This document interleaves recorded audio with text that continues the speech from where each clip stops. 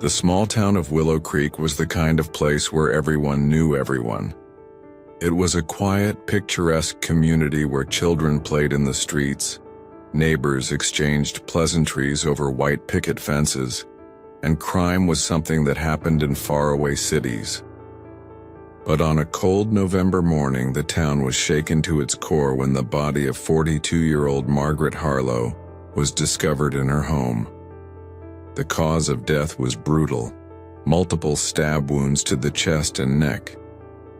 What made the crime even more chilling was the identity of the perpetrators. Margaret's own twin daughters, 18-year-old Sadie and Sophie Harlow. The twins were known around town as quiet, well-behaved girls. They were honor roll students, active in the church choir, and always polite to adults. But beneath their angelic exteriors lay a darkness that no one could have anticipated. The girls had meticulously planned their mother's murder for weeks, driven by a single twisted motive. They didn't want to go to school. Margaret Harlow was a single mother who had raised her daughters alone after her husband, David, abandoned the family when the twins were just 2 years old. She worked long hours as a nurse to provide for her girls, often sacrificing her own needs to ensure they had everything they required. Margaret was strict but loving, and she had high expectations for her daughters. She believed that education was the key to a better life and pushed Sadie and Sophie to excel academically.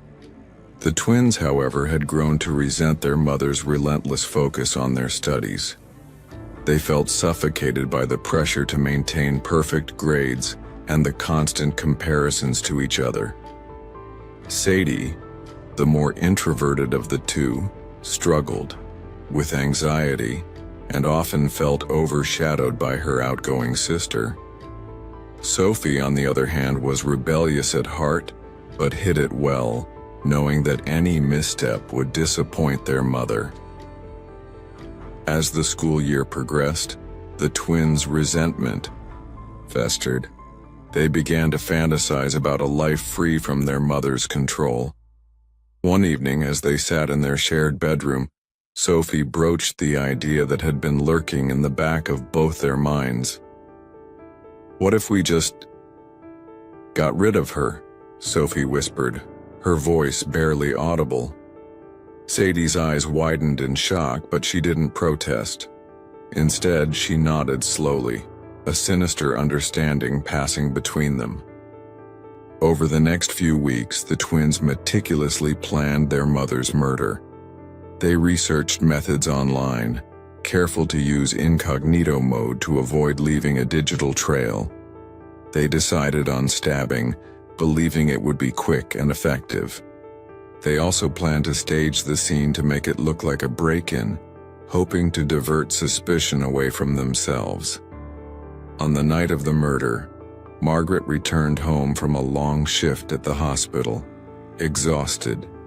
She kissed her daughters goodnight and retreated to her bedroom, unaware of the danger lurking just down the hall.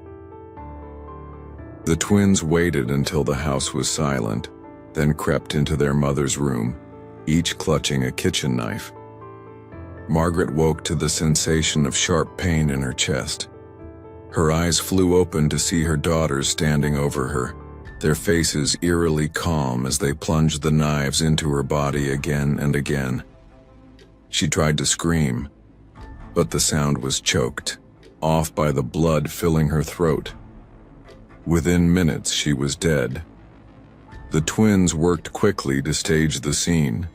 They ransacked the living room, broke a window, and scattered some of their mother's jewelry on the floor to make it look like a robbery gone wrong. They then cleaned themselves up, disposed of the knives in a nearby river, and returned home to call the police. Detective Mark Harris leaned back in his chair, his sharp eyes fixed on the twins sitting across from him in the dimly lit interrogation room. Sadie's hands were clasped tightly in her lap, her knuckles white, while Sophie sat with her arms crossed, her jaw set in defiance. The air was thick with tension, the weight of unspoken truths pressing down on everyone in the room. "Let's go over this again," Harris said, his voice calm but firm. "You say you heard a noise, went to investigate, and found your mother, like that.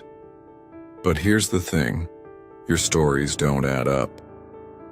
Sadie, you mentioned seeing a shadowy figure running from the house. Sophie, you said you heard voices.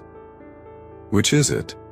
Sadie glanced at her sister, her lower lip trembling.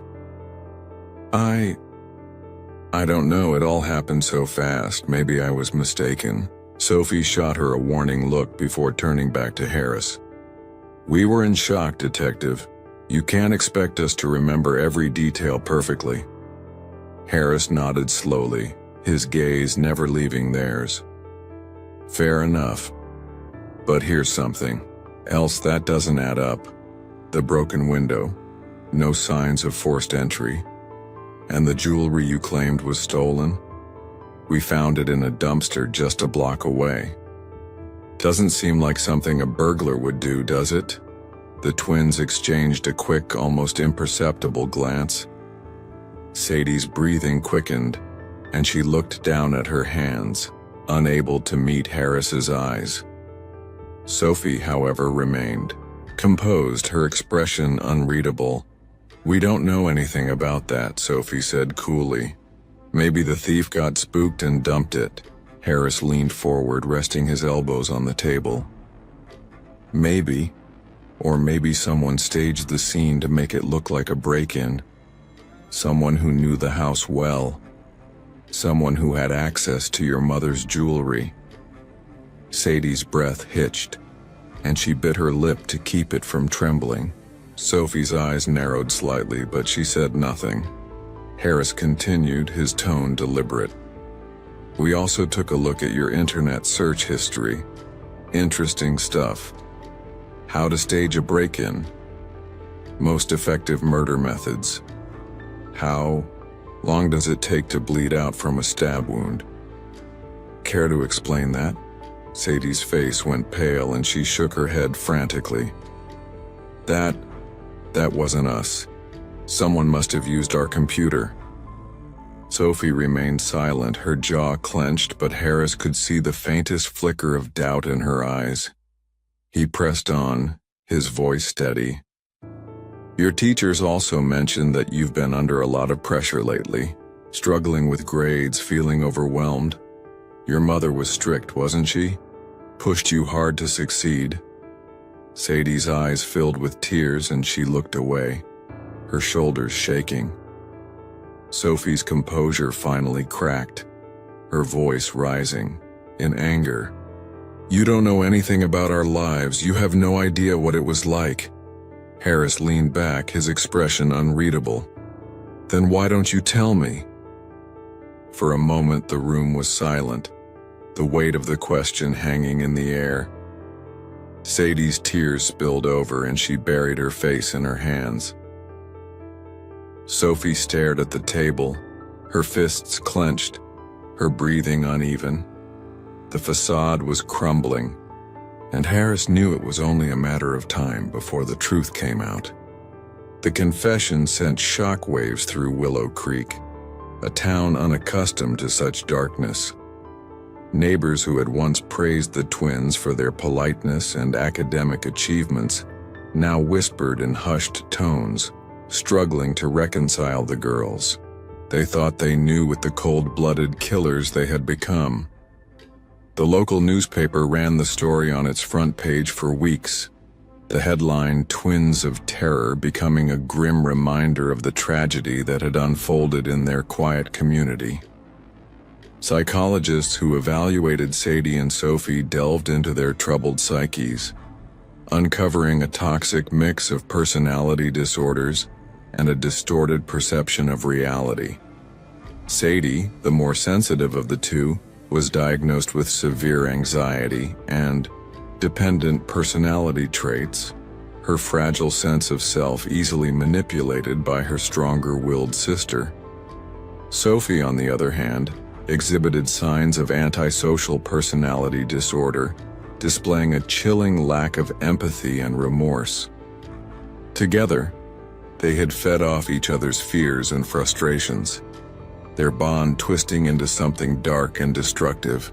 The twins had convinced themselves that their mother's death was the only way to escape the suffocating pressure she placed on them. In their warped minds, it wasn't murder, it was liberation. But as they sat in their separate prison cells, the weight of their actions began to sink in. Sadie, haunted by guilt, spent her nights crying herself to sleep, while Sophie remained stoic, her emotions locked away behind a wall of defiance. The town of Willow Creek would never be the same, and neither would the twins, their once bright futures now forever tainted by the shadows of their crime. Sadie and Sophie were charged with first-degree murder and tried as adults. The trial captivated the nation, with media outlets dubbing the case the Twins of Terror. The girls were ultimately found guilty and sentenced to life in prison, without the possibility of parole. In the years that followed, the case became a cautionary tale about the dangers of unchecked pressure and the hidden darkness that can lurk beneath even the most innocent exteriors. The town of Willow Creek never fully recovered from the tragedy, and the Harlow house remained abandoned, a grim reminder of the shadows that had once consumed it. As for Sadie and Sophie, they were separated in prison, their once unbreakable bond shattered by the weight of their crime. In the silence of their cells, they were left to grapple with the consequences of their actions and the chilling truth that they had traded their childhoods for a life behind bars.